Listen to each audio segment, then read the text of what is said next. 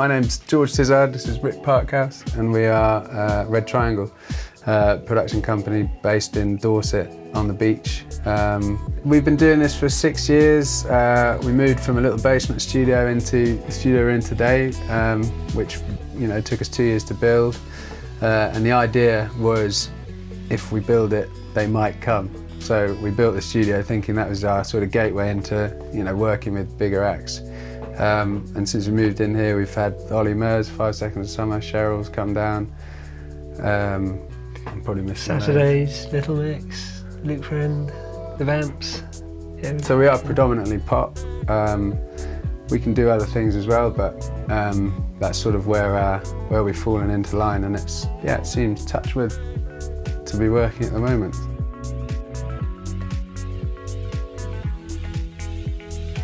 It's our favourite thing to talk about because we've worked out that working as a pair is far superior to working alone, because it makes the highs higher and the lows more manageable. So when you've got, when we have something that goes right, it's always nice to have someone go, yes, we did something good. Let's go straight to the pub and talk about how great we are. Yeah. And then on the flip side, when it's, you have your many knockbacks, and it just makes it that much easier for someone to sort of sit there and go, no, that's all right, come on, been there before, we'll be there again. So another thing that I think about it is, that's a really important part, but also the quality control just goes up a notch, because it has to get past 2 sets of sort of censorship before the idea, even comes out. So I think that's a really important part of it, especially because we like different styles of music. And so if we both really like what we've created, then I think it's more likely to go on to be more widely appreciated. And also when we come to writing, you don't always have a good day. So it's very, very rare that we'll both have a bad day. Occasionally we'll both have a good day, but it's nice to sort of feel safe in the fact that, okay, if it's not working today, then at least Rick can hold up the session and carry on, and we're not going to waste the day, or we're not going to come out with nothing. So. And mixing, having another set of ears.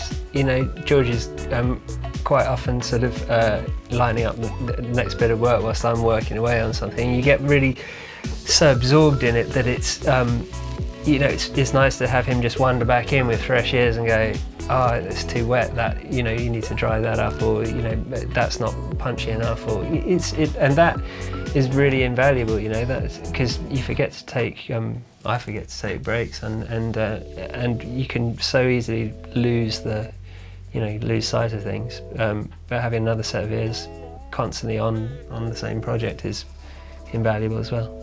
So it's good to have two. Good. 2 is good. I think it's an amazingly important part of writing these days.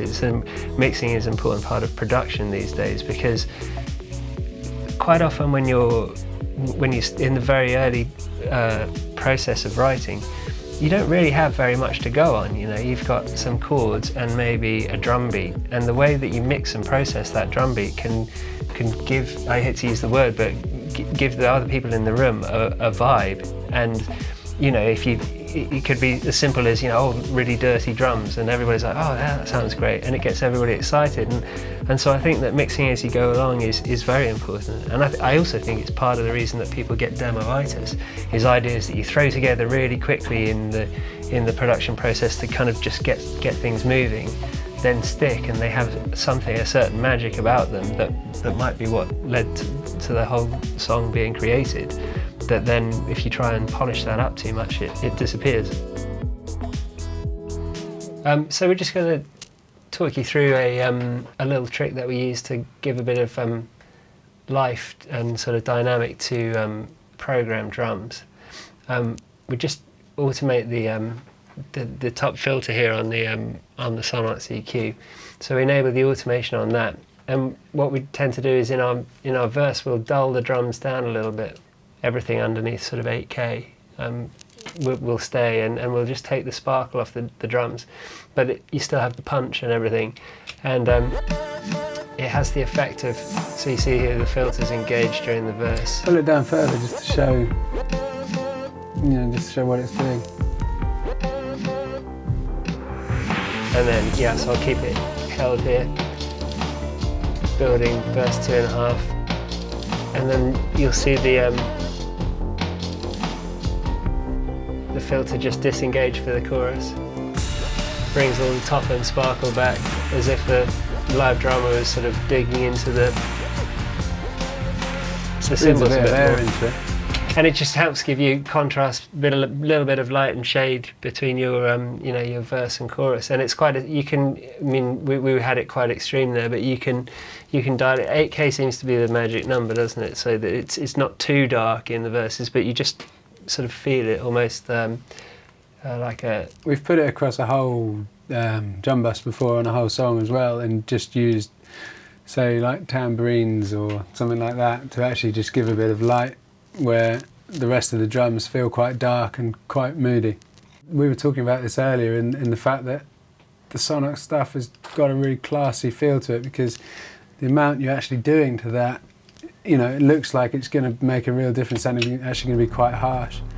But in something like this is what you need to actually poke it through in a mix. I bypass that. So it's completely changing the sound. But in a really smooth and classy way.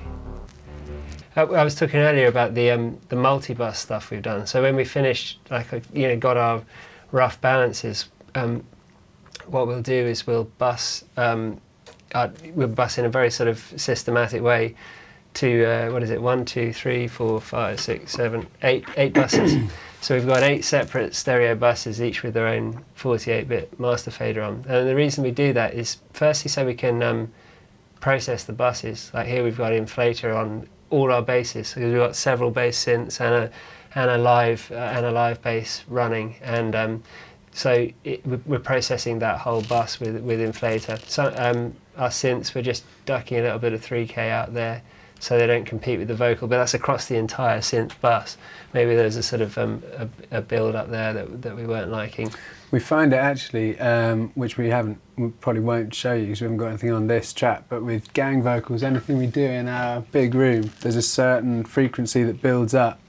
And the great thing with the Sonox stuff is it's sort of so precise that we know the frequency it is, so we can literally go in and just notch it out of notch it out across each individual track. Particularly with things like, we're talking about this with the suppressor. In pop, you tend to stack a lot of vocals, and whilst you might not want to treat an individual vocal, by the time you've got 16, 18, 20, 24 tracks of vocals, whatever it is, the frequencies can pile up, and you end up having to EQ quite radically to stop them getting harsh, and the suppressor is really useful for that. If you use the suppressor on individual vocal tracks, that really helps those frequencies to stop piling up in a harsh way.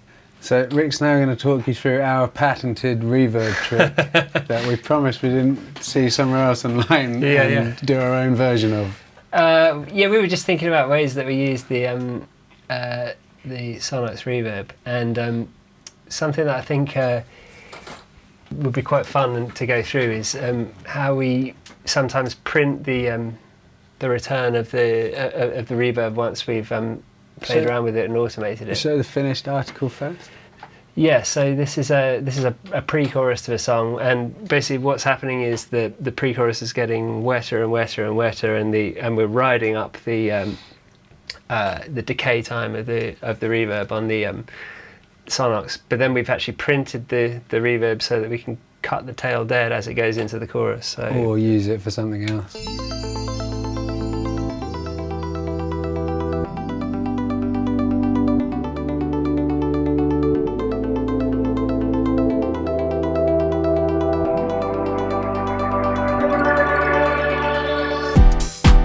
And it dries up completely for the chorus. So here's the Oxford reverb. And basically we've got it on a hall setting.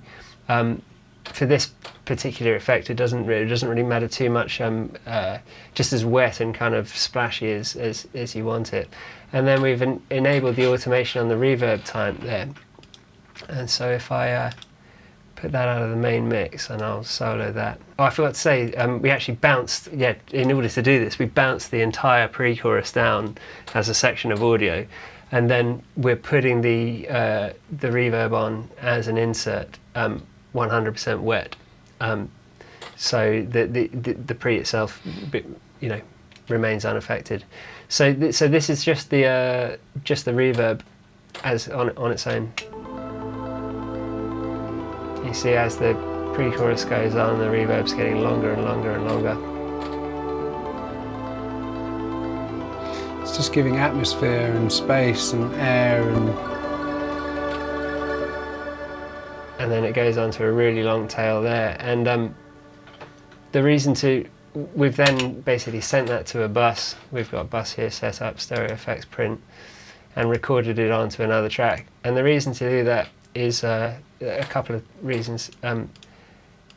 In this case, we want to cut the reverb dead, and we could probably automate a mute or something, but more often than not, we actually want to cut into the reverb itself and make and manipulate it in different ways. And I think having it as audio just enables you to process it a little bit differently. One of the things that we've done to this, just to clean up, because we want more of the effect than we want, you know, all the mud going into it. And something that we find really useful on the Oxford, it's got all the LF roll-off built into it. And so, you know, we've cranked that quite high, so we're not getting much of the low frequency information, it's more of the high stuff. I mean, one of the reasons that we're loving the Oxford Reverb is having the equalizer built in. We're not doing anything in particular on this because we're doing the LF roll-off, but one of the things that I was doing constantly before we discovered the Oxford Reverb is I was using the Sonox EQ on our reverb returns, and then to discover this with this built in, it's just really nice to have it all in one place, because, you know, we were constantly tweaking it. You don't often want a really broadband reverb. You want it sometimes quite nice and tight, focused in the sort of mid-rangey area so that it doesn't get in the way of other things. And having this to hand, which is a really powerful EQ in its own right, built into the plugin, just was a really nice touch, and something that we're using all the time now. So it's great.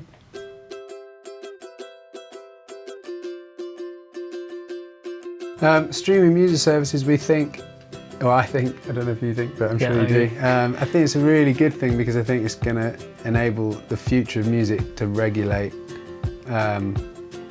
how music's distributed and used, and hopefully then some of the money that's generated from it can filter back to people like us, because our producer royalties and things like that, they're kind of non-existent anymore, unless it's a huge, you know, massive selling thing.